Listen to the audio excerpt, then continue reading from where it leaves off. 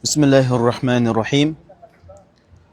Аламдардын эгеси, мээримдүү, ырайымдуу, кечиримдүү, даражасы улук болгон кудуреттүү Аллах Таалага чексиз мактоолорду айтамын. Ал эми сүйүктүү биздин пайгамбарыбыз Мухаммед Мустафа саллаллаху алейхи вассаламга салам салаваттарды арнаймын. Пайгамбарыбыз саллаллаху алейхи вассалам адамзат үчүн жаралган, эң бир адамзаттын бактысы үчүн, адамзаттын эки дүйнөлүк жакшылыгы үчүн Аллах Таалам пайгамбарыбыз саллаллаху алейхи вассалам себепкер кылып, канча деген жарды көкүрөктөрдү иман нуруна бөлөдү, канча деген имансыздыктын, түркөйлүктүн, надандыктын караңгычылыгынан Аллах Таалам пайгамбарыбыз саллаллаху алейхи вассаламды себепкер кылып, канча деген иман нуруна, канча жакшылыктарга себепкер кылды.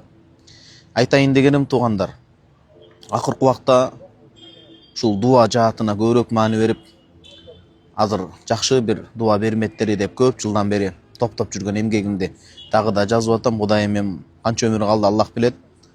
Өмүрүбүз өткөнчө туура жашап көп жакшы эмгектерди, кабыл болгон эмгектерди артыбызга таштап кетүүнү Аллахым насип кылсын.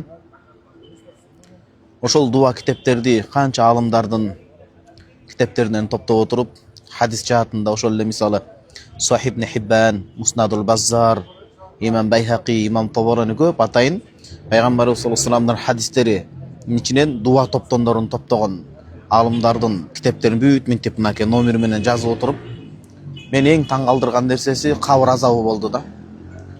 Мисалы имандын жакырдыгынан, имандын алсыздыгынан, нурунун алсыздыгынан деп бир жерден пайгамбарыбыз саллаллаху алейхи вассалам сактоо сурана турган болсо, анын катарында сөзсүз кабыр эскерилет да.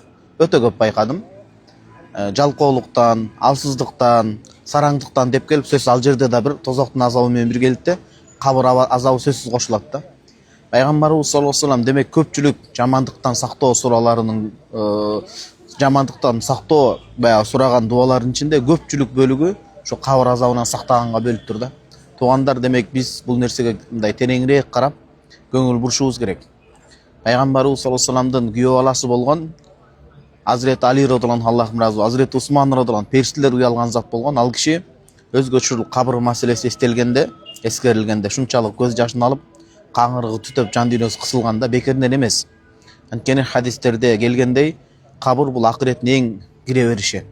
Кабырда кандай болгон болсо, акыретте ошондой болот.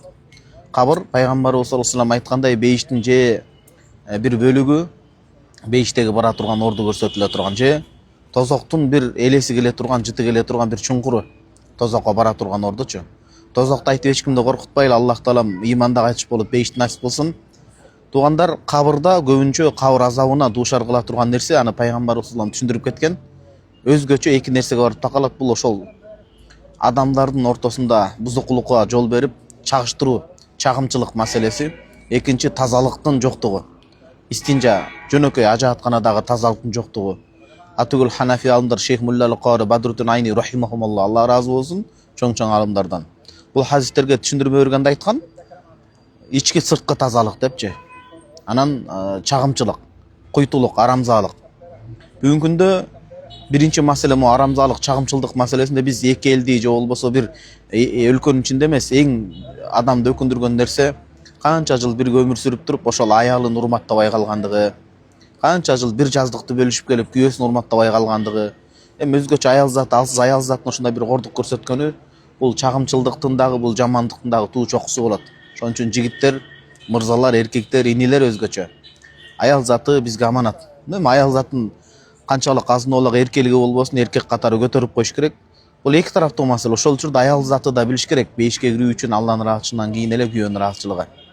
Үйдүн сыры сыртка чыкса, эң биринчи аял затынын абийири ачылып калганды да билиш керек. Бирок жанга батып кетип, кордук көрүп, башка боло турган болсо, аял киши эмне кылат байкуш? Барар жери кандай?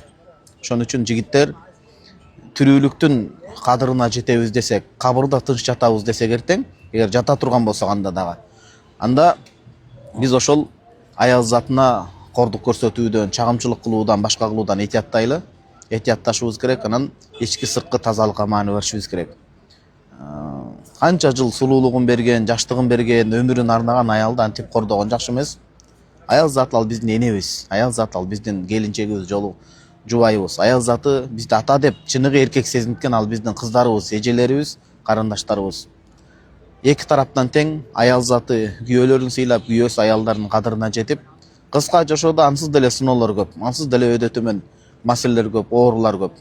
Ош бетер жашообузду тозокко айлантпай, үй бүлө жаатына көңүл буруп, туугандар, көп могу дубаларда кабыр азабы бекеринен эскерилип аткан жок. Аллахым кабыр азабынан сактасын, кабырда суракты жеңил кылсын. Кудайым тирүүлүктү дагы, барзак жашоосунда кабырды да, акыреттеги жагдайыбызды дагы оңунан кылган болсун, оңунан чечип берген болсун.